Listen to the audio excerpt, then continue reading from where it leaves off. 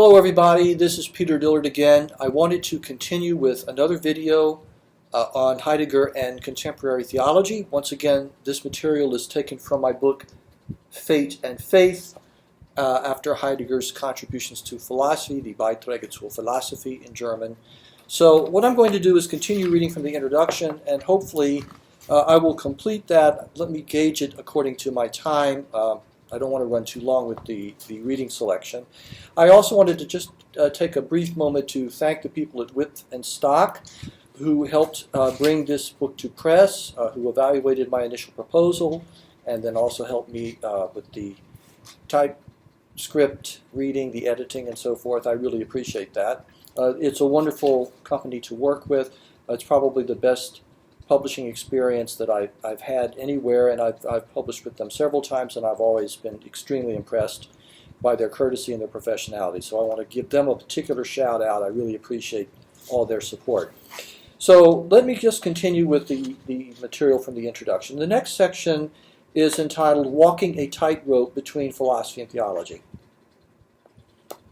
Shortly before his departure from Marburg University in 1927, Heidegger delivered a lecture eventually published as the essay Phenomenology and Theology. The topic of the lecture is the precise relationship between Christian theology and phenomenological philosophy as entirely different sciences, each with its own posit, or in Latin positum, and distinctive methodology. Heidegger begins by distinguishing ontic sciences, which are concerned with specific beings, from ontological science, which is concerned with being per se. The positum of theology is Christianness, a historical mode of individual and communal human existence, or Dasein in German, that is, its faith participants, including the theologian herself, believe to reveal a specific being. And here Heidegger says, for the Christian faith, that being which is primarily revealed to faith and only to it, and which, as revelation first gives rise to faith, is Christ, the crucified God. To the extent that theology deals with a specific being, then, it is an ontic science resembling chemistry, mathematics, and zoology, each of which deals with specific beings of various kinds.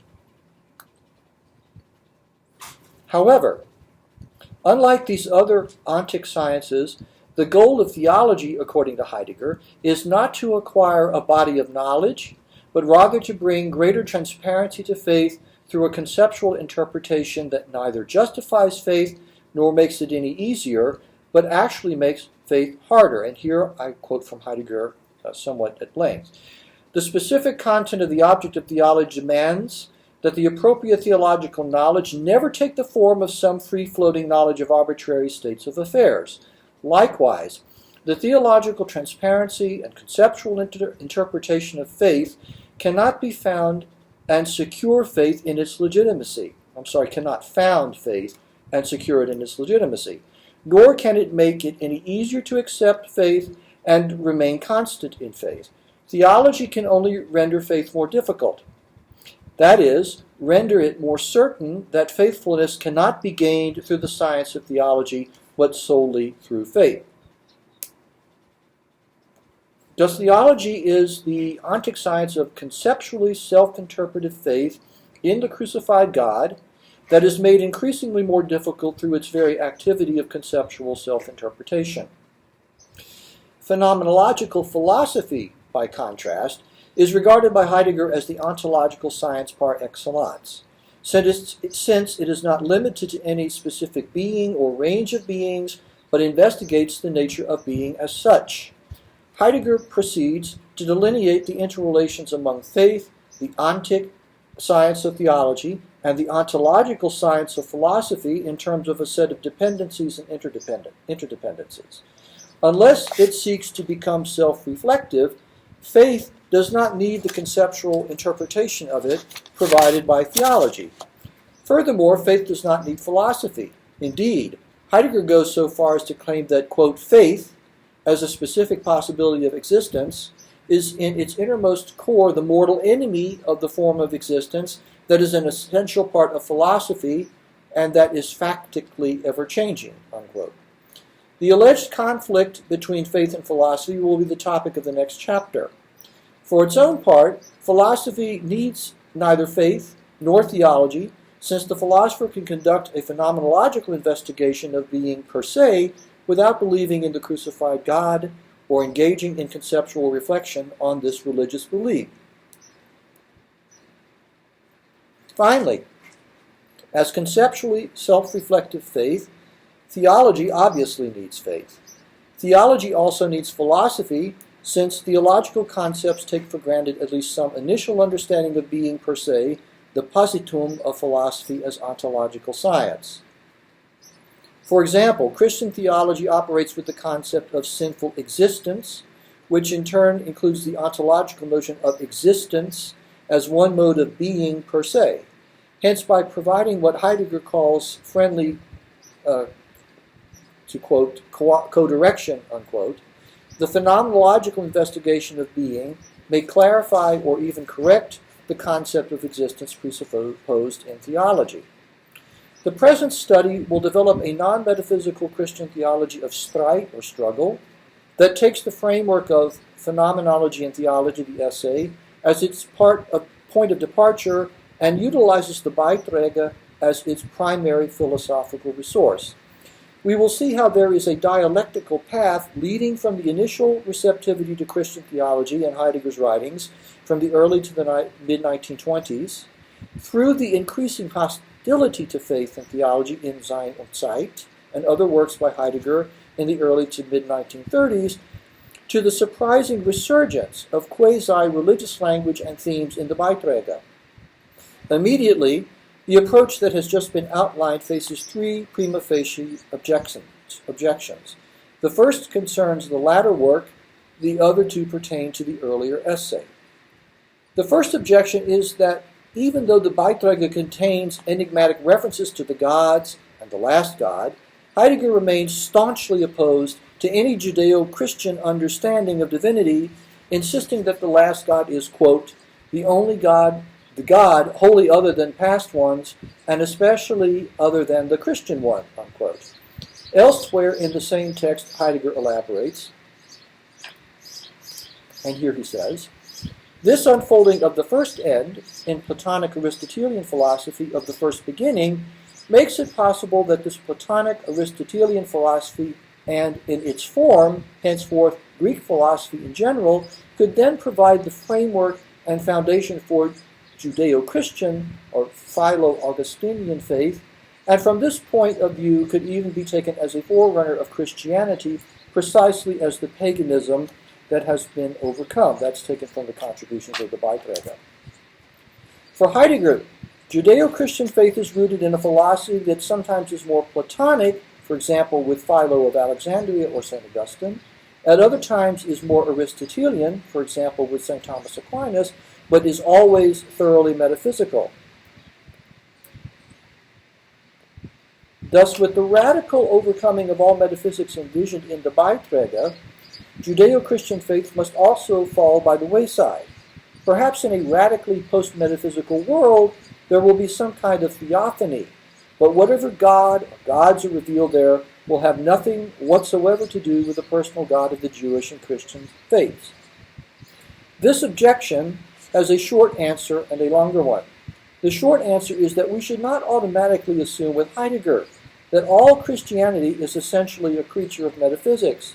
The earliest Christians were largely, if not entirely, innocent of any Platonic, Aristotelian, or other kind of overt metaphysical speculation. The idea that they were nevertheless tacitly entangled in the metaphysics of presence that Heidegger believes has dominated Western philosophy from Plato until today needs to be justified rather than merely presupposed. The longer answer will have to wait until chapter 8, where decidedly Christian resonances in Heidegger's engagement with the poetry of Georg Trakl will become evident. To be sure, Heidegger strenuously disavows the presence of any Christianity, either in Trakl's poems or in his own commentary on them. It will be argued that, despite Heidegger's protestations to the contrary, considerations intrinsic to the non-metaphysical outlook of the Beiträge motivate a decidedly Christological interpretation of the last God and its possible epiphany. The second objection returns to an aspect of the position set forth in Phenomenology and Theology, the essay. Recall that Heidegger identifies the crucified God as the particular being that is the positum of theology as an ontic science. Any such identification conflicts with the central contention of the proto-theology that emerges from the Beiträge narrative and serves as the common ground between the theologies of Streit and Gelassenheit, namely, the divinity manifested in the last God is not any specific being. Since the framework of phenomenology and theology does take divinity to be a specific being, it cannot serve as a suitable basis for developing a Streit theology that draws upon the philosophy of the Beiträge. That's the objection, the second one. A cogent reply must work at a plausible account of how the crucified God as something transcendent escapes total identification with any specific being, yet as something intimate enjoys a special intimacy with a specific human being. This work will be the focus of chapters 3 and 8.